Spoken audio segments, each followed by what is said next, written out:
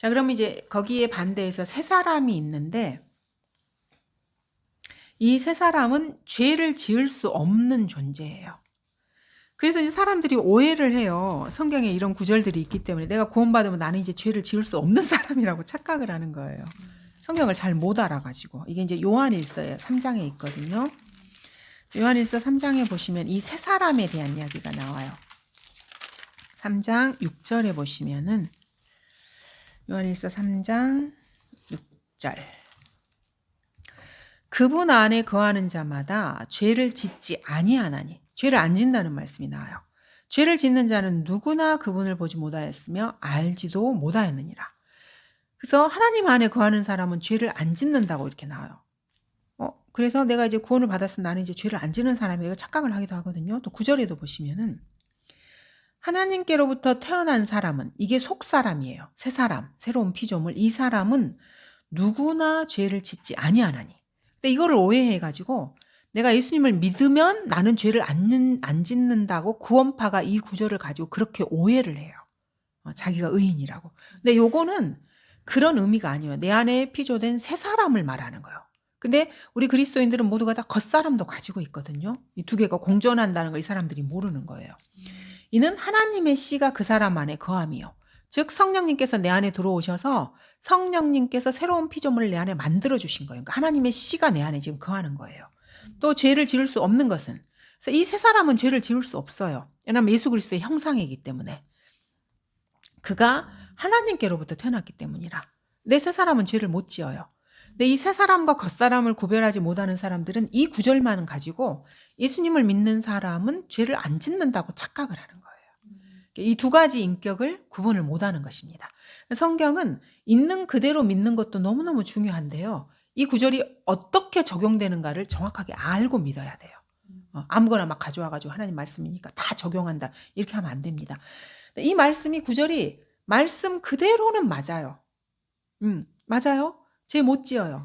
왜냐하면 하나님의 씨가 있기 때문에. 근데 이게 내 겉사람에게 이걸 적용하면 절대 안 되는 거죠. 새 사람에게 적용을 해야 돼요. 그래서 새 사람은 죄를 지을 수 없는 사람입니다. 이 말은 그리스도인이 죄를 지을 수 없다 이 말이 아닙니다. 이걸 오해하시면 안 돼요. 내 안에 성령님께서 만들어주신 예수 그리스도의 형상 이분은 죄를 지을 수 없는 것입니다. 그래서 이제 우리가 겉사람과 속사람이 성도라 하더라도 공존하는 사람이기 때문에 교회에 출석해서 말씀을 듣고 성경 공부를 하고 계속해서 이렇게 하잖아요. 그래서 참된 설교라고 하는 것은 성도들을 이 말씀으로 계속해서 찔러서 자기 자신의 죄를 자각하게 해주는 거예요. 죄를 자각하면 죄를 직시한다는 것은 이게 고통스러운 일이기 때문에 내가 비참하게 느껴지는 거거든요. 자신의 죄를 보면 비참하게 느껴지는 게 당연해요. 그래서 좋은 설교는 그 사람이 나는 정말 잘났어. 설교를 듣고 났더니 이런 생각을 해. 이거는 좋은 설교가 아니에요. 설교를 듣고 났더니 물론 하늘의 소망도 두고 하지만 이 죄의 몸을 어찌할꼬 이렇게 한탄이 나오게 하는 그 설교가 좋은 설교예요. 그래서 내가 나의 육신의 힘으로는 하나님을 섬길 수 없다는 걸 내가 자각을 하고 하나님께 나 자신을 의탁하게 만드는 거예요. 내가 죄를 자꾸 이렇게 보게 되고 이렇게 하면 죄를 보지 마시고 그 죄를 보면 하나님께 가면 되는 거예요. 그래서 비참하게 내가 느껴지게 만드는 설교, 죄성을 인지하게 하고 내가 내 죄를 조심해야겠다고 자꾸 이렇게 자각하게 하는 설교, 이런 설교가 좋은 설교예요. 그리고 내가 하나님께 내 몸을 드려서 죄에게 굴복하지 않고 주님께 헌신해서 주님을 위해 살아야 되겠다라고 헌신을 다짐하게 하는 설교가 좋은 설교인 것입니다.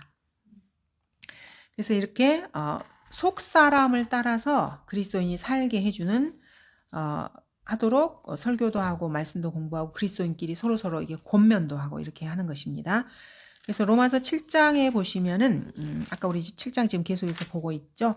그래서 7장 22절에 보시면은 바울이 내가 속 사람을 따라 하나님의 법을 즐거워한다고 말하고 있습니다. 이 속 사람이 우리가 아까 요한일서에서 읽었던 새 사람인 거예요. 그래서 이 속 사람, 이 새 사람은 새로운 피조물이기 때문에 하나님 말씀을 사랑하고 주님과 연관된 일들을 좋아해요. 그거를 하고 싶어하고. 그래서 구원을 받은 사람이 옛날에는 내가 전혀 그런 성향이 아니었는데 또 다른 뭔가가 내 안에 있는 걸 알아요. 그래서 나는 이런 사람이 아니었는데 찬양을 하면 좋고 말씀을 들으면 좋고 이런 게 막 생긴 거. 원래는 나 이런 사람 아니었는데. 그래서 감지를 하는 거예요. 내가 영으로. 내 안에 또 하나의 나의 원래의 본성과 다른 존재가 있구나. 이게 이제 속사람인 것입니다. 그럼 이 속사람에 대해서 성경에서 이제 여러 구절에서 말씀을 하고 계십니다. 로마서 뒤에 고린도 후서 4장에 보시면 4장 16절에서도 이렇게 말씀하십니다. 이런 까닭에 우리가 낙심하지 아니하노라. 오히려 우리의 겉사람이 썩어질지라도. 우리의 겉사람은 나이가 들면 사람이 이제 늙고 하니까 병들고 계속해서 이제 죽음을 향해 가는 거예요. 이 겉사람은 썩어지는 것입니다.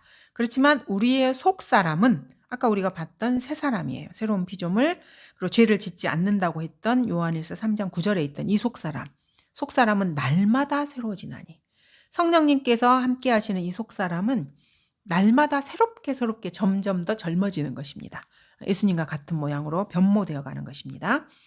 속사람과 겉사람이 공존하고 있는 것입니다. 그 뒤에 에베소서에도 보시면은요, 갈라디아서 에베소서 3장 16절에도 이 말씀이 있습니다. 속사람에 관한 말씀이. 자, 하나님께서 그의 영광의 풍요함을 따라 그의 성령을 통하여 너희 속사람 안에서 능력으로 너희를 강건하게 하시고, 성령님께서 우리 속사람 안에서 우리를 능력으로 강건하게 해주시는 것입니다. 그래서 우리가 속사람을 따라서 사는 것입니다. 그래서 이거를 예수 그리스도로 옷 입었다라고 표현을 하는 것이에요.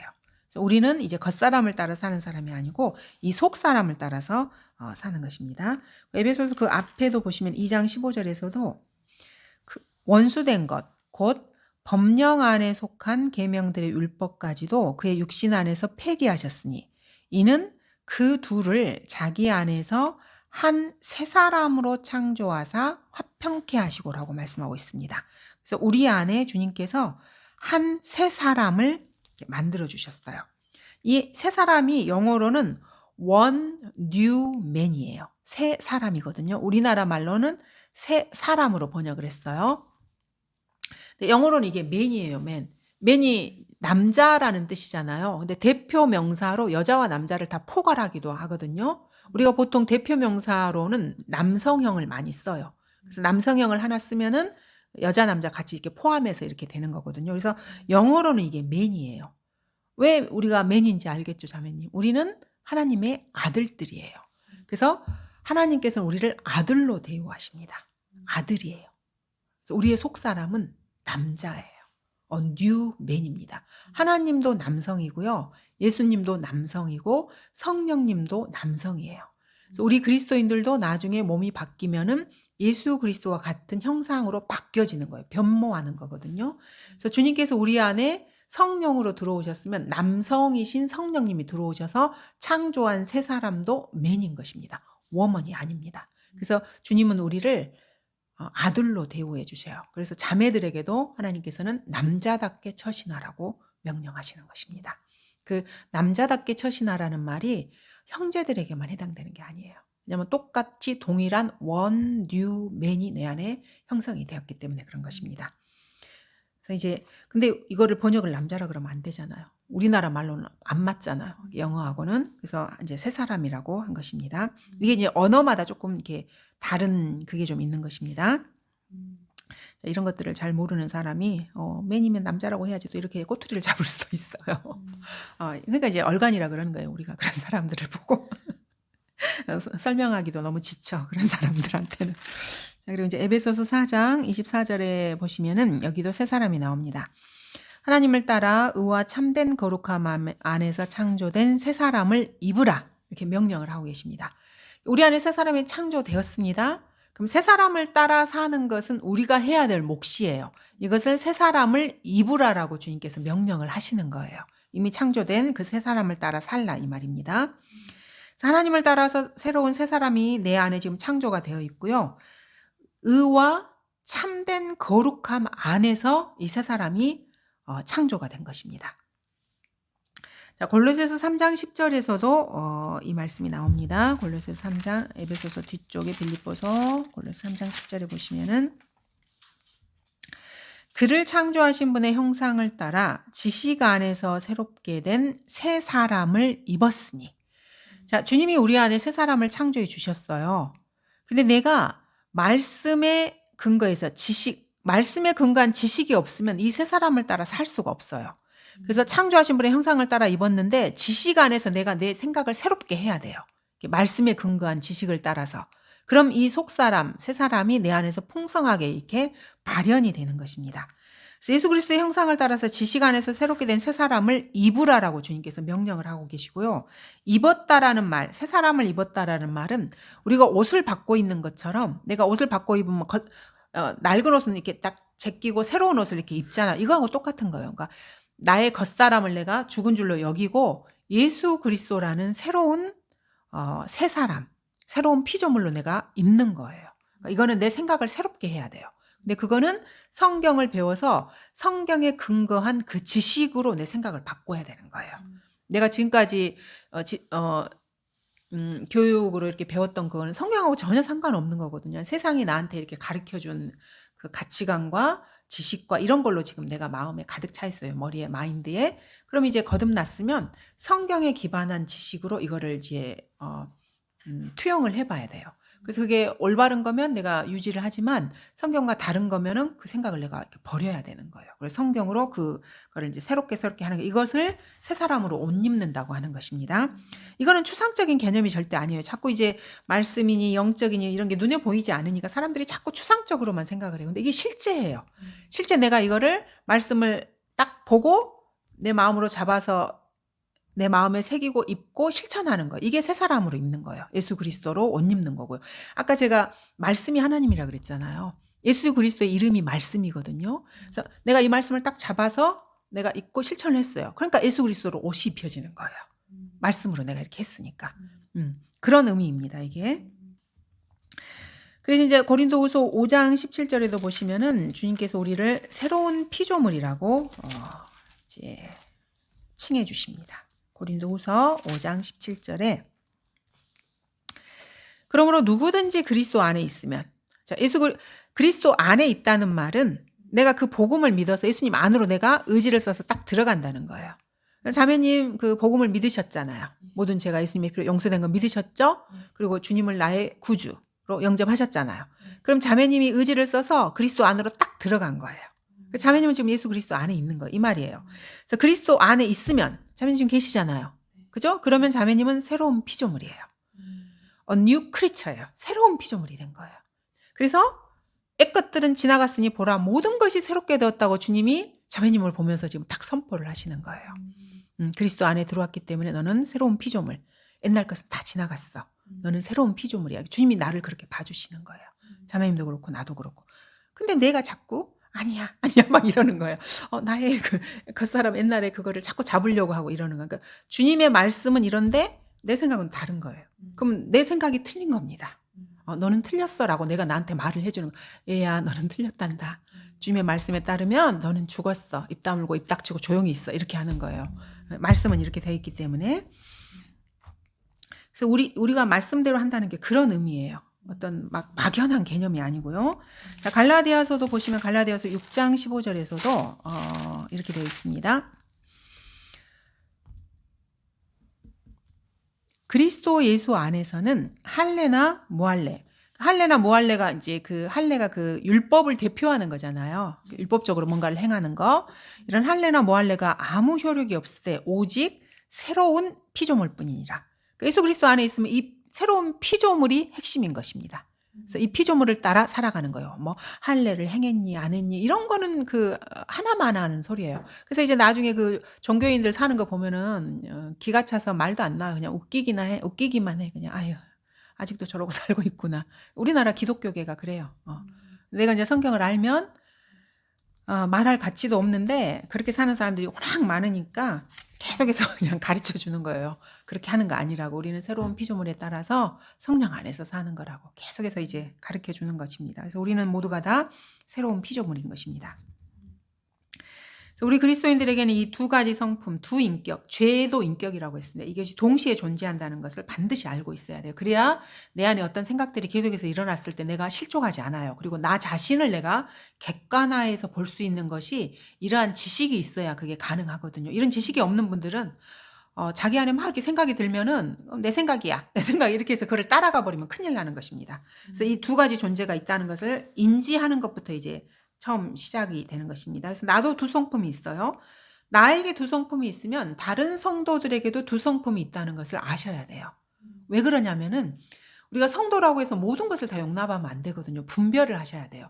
나도 내가 성령 충만할 때는 예수 그리스도가 나를 통해서 나오지만 내가 또 생각이 또 이렇게 어쩌다 잘못되면은 내 육신적으로 생각하고 말하고 이럴 때도 있거든요. 그러면 내가 그러면 다른 성도도 그렇다는 걸 내가 베이스에 깔고 이렇게 대하셔야 돼요.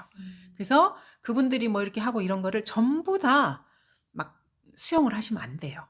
그것도 성경에 기반을 성경에 맞으면 받아들이고 아니면 저분이 요즘 조금 육신적이구나 이렇게 하고 그냥 이렇게 거기서 그냥 끝내셔야 돼요. 또 막 이렇게 막 비난하고 막 이렇게 하시면 안 되고 왜냐하면 나도 육신이 있기 때문에 이제 그렇게 마무리를 하시면 되는 것입니다. 성도들과의 교제를 하실 때도 이거를 조금 유의하셔야 됩니다. 그래서 성도들이 성경에 부합한 언행, 행실을 하면은 인정하시고 같이 이렇게 하시면 되지만 그렇지 않을 때는 단호하게 거부를 하셔야 돼요. 그러니까 1차적으로는 내 마음으로 딱 해서 그거를 받아들이면 안 되고요. 그냥 그분을 잘 이렇게 살펴보셔서 내가 성경적으로 조언을 해주면 뭐 이렇게 들으실 분 같다. 그러면 이렇게 말씀을 이렇게 차분하게 그냥 이렇게 조곤조곤 이렇게 하시면 되는 거고요. 말을 해도 이분은 영 싸움만 나고 안 할 것 같다. 그러면 이제 내 선에서 이렇게 마음을 잘 정리하시고 이렇게 하셔야 돼요. 왜냐면 우리가 다 인격이 두 개이기 때문에 그렇다는 것입니다. 그래서 그리스도 안에 두 인격, 이중인격자입니다. 타고난 자신인 겉사람이 있고요. 겉사람과 반대되는 속사람이 있습니다. 예수 그리스도 안에서 새롭게 태어난 속사람이 있습니다. 자, 타고난 나 자신이 겉사람도요. 그 생활을 유지하려면 공기가 필요하고요. 물도 마셔야 되고요. 음식도 먹어야 돼요.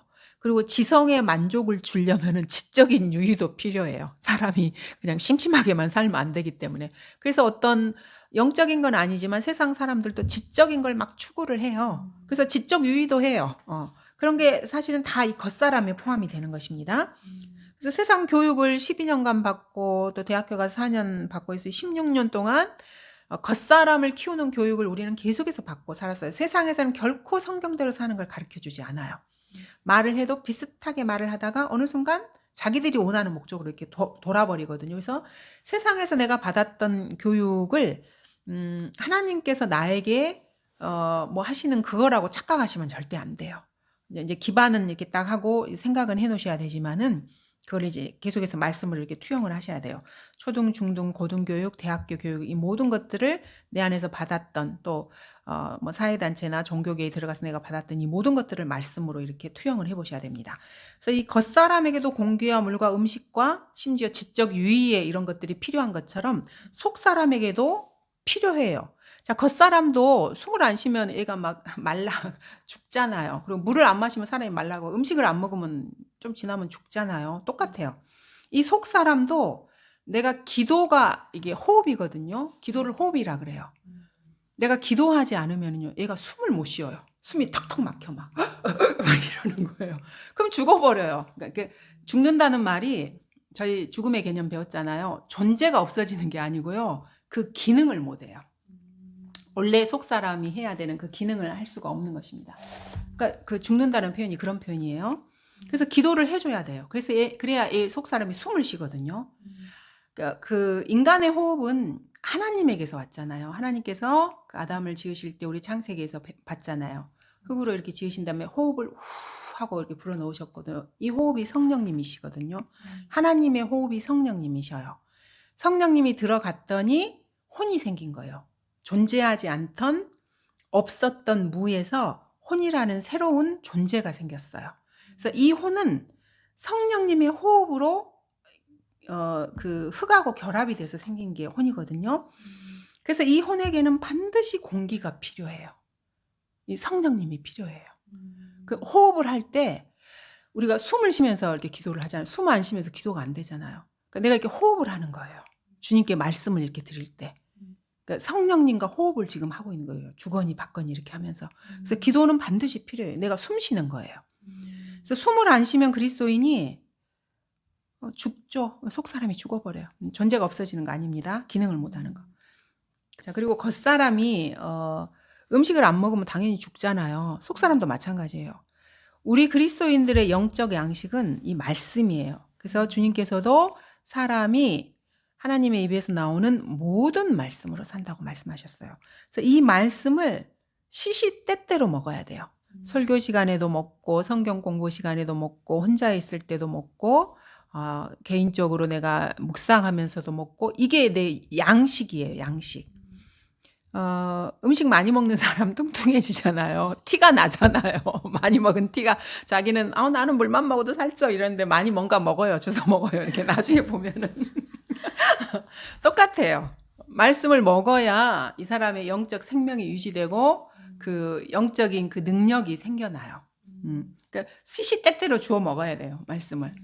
혼자서 뭐 조용히 앉아서 1시간, 2시간씩 말씀을 묵상하고 읽을 때도 필요하고 돌아다니면서도 뭐 성도가 하는 말 중에서도 하나님 말씀이 있기도 하고 그러니까 주워 먹기도 하고 이러면서 시시때때로 말씀을 주워 먹어야 돼요. 그래야 내 영적인 생명이 이렇게 성장을 하는 거예요. 애기가 성장하는 것처럼. 애기가 음식을 안 먹는 애가 성장하는 건 이건 불가능하잖아요. 척역이 이게 형성되고 하는 게 그 음식이 몸이 되는 거잖아요. 살이 되고 피가 돼서 이게 그 아기를 성장하게 하는 거잖아요. 똑같습니다. 이 말씀이 음식이기 때문에 말씀이 내 안에 들어오면 내 속 사람이 이 말씀을 기반으로 해서 이렇게 성장을 하는 거예요. 형태가 이렇게 갖춰지고 점점점 커지는 것입니다. 그리고 주님을 찬양하는 것도 나의 힘이에요. 주님을 드높이고 찬양하고 하나님이 어떤 분이신가를 내가 묵상하면은요, 그게 나에게 힘이 돼요. 내 속 사람이 힘을 얻는 거예요. 그렇게 해서 그리고 하나님께 경배 드리는 것도요. 경배를 내가 드림으로써 내가 힘을 얻어요. 그러니까 경배라는 말은 주님을 있는 그대로 높여 드리는 거거든요. 그리고 나의 존재를 내 존재가 어떤 존재인가를 알고 바짝 엎드려서 주님을 있는 그대로의 주님으로 높여드리는 게 경배예요. 그래서 주님이 어떤 분이신가를 알아야 사실은 경배도 가능해요. 그래서 하나님께 참된 경배를 드리는 존재는 성도들밖에 없어요. 예수 그리스도의 피로 구원받은 성도들 외에는 하나님이 원하시는 경배를 드릴 수가 없어요. 다른 사람들은. 영이 거듭나지 않았는데 하나님을 어떻게 경배드리겠어요? 주님이 어떤 분이신지도 모르는데. 세상에서의 사람들이 뭐 신을 찾고 경배드리는 이 모든 것들은 하나님이 받지도 않으셔요. 주님을 알지도 못하는 사람이 뭘로 경배를 드려요? 그래서 그거는 이제 마귀가 뒤에 숨어서 이제 경배를 받는 거죠. 마귀는 아주 간교한 존재이기 때문에 겉으로 드러내놓고는 경배를 못 받아요. 숨어서 경배를 받는 거예요. 간교하게. 근데 요즘은 이제 말세로 가다 보면 드러내놓고도 경배를 받습니다. 사탄 숭배자들이 있잖아요.